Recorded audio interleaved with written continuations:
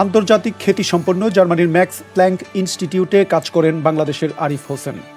রসায়ন, পদার্থ, চিকিৎসা, সমাজবিজ্ঞান সহ নানা খাতের গবেষণায় গুরুত্বপূর্ণ অবদান রাখা জার্মানির শতাব্দী প্রাচীন এই প্রতিষ্ঠানটিতে বাংলাদেশ থেকে চাকরি নিয়ে গত বছরের ডিসেম্বর মাসে যোগদান করেন আরিফ।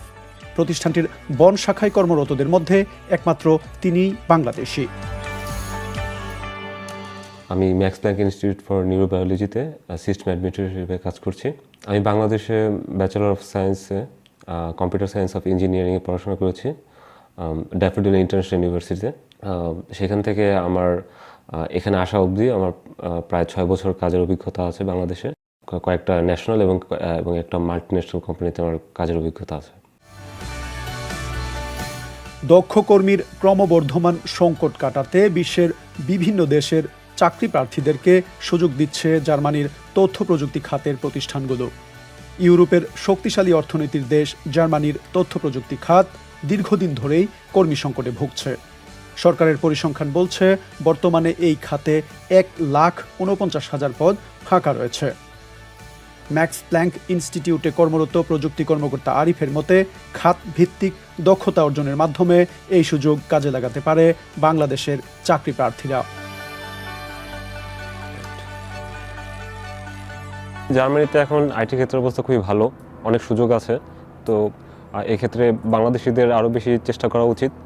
এখানে অবশ্যই দক্ষতা এবং যোগ্যতা সম্পন্ন অভিজ্ঞতা প্রার্থীদের অগ্রাধিকার বেশি। সফটওয়্যার ইঞ্জিনিয়ার, সফটওয়্যার ডেভেলপার, বিশেষ ক্ষেত্রে এখন যেটা অগ্রাধিকার বেশি আসছে ক্লাউডে। আমি মনে করি যদি বাংলাদেশি চাকরি প্রত্যাশীদের এখানকার চাকরির জন্য চেষ্টা করা হয় তাহলে তাদের বিশেষভাবে প্রস্তুতি নেওয়া উচিত। শুধু তথ্য প্রযুক্তি খাতই নয়, দক্ষ কর্মীর সংকটে ভুগছে জার্মানির অন্যান্য শ্রম খাতও। এর মধ্যে রয়েছে স্বাস্থ্য সেবা খাত, মেকানিক্যাল ইঞ্জিনিয়ারিং, ইলেকট্রিক্যাল ইঞ্জিনিয়ারিং, নির্মাণসহ বিভিন্ন প্রকৌশল ও সেবা খাত।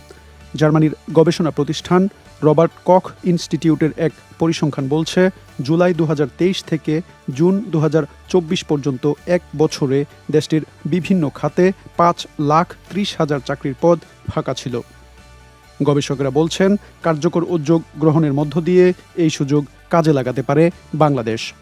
জার্মানির বন ইন্টারন্যাশনাল ইনস্টিটিউট ফর কনফ্লিক্ট স্টাডিজের গবেষক ডক্টর বেনিয়ামিন এটসহোল্ডের মতে আগামী এক দশকে জার্মানিতে প্রায় 40 লাখ মানুষ অবসরে যাবেন। বাংলাদেশের শিক্ষা খাতের বৈচিত্র্য এবং মানের প্রশংসা করে তিনি বলেন, বাংলাদেশের শিক্ষার মান এমনভাবে উন্নত করতে হবে যেন তা জার্মানির প্রয়োজনের সাথে মানানসই হয়ে ওঠে। সেই সাথে সরকারি পর্যায়ে উদ্যোগ নেওয়ার প্রয়োজন বলেও মনে করেন তিনি। The most important aspect here is the demographic change. গুরুত্বপূর্ণ বিষয় হলো এখানকার জনমিতিতে এক ধরনের পরিবর্তন হচ্ছে। আমাদের দেশের জনসংখ্যা 8 কোটির বেশি এবং তারা বৃদ্ধ হচ্ছেন। আর তাই অনুমান করা হচ্ছে যে আগামী 10 বছরে প্রায় 40 লাখ লোক কর্মজীবন থেকে অবসর গ্রহণ করবেন।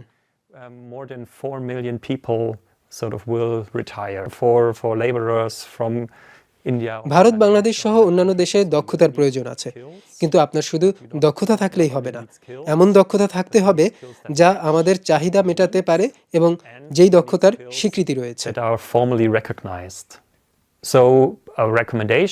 পরামর্শ হিসেবে বলা যেতে পারে, আমার মনে হয় অবশ্যই বাংলাদেশ এবং জার্মানির দুই দেশের দ্বিপাক্ষিক চুক্তির প্রয়োজন রয়েছে।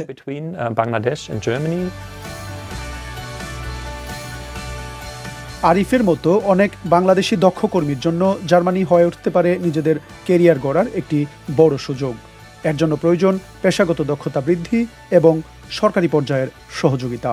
এর মধ্য দিয়ে আগামী বছরগুলোতে জার্মান শ্রম খাতে অংশগ্রহণ বাড়ানোর বিপুল এই সম্ভাবনা কাজে লাগাতে পারে বাংলাদেশ।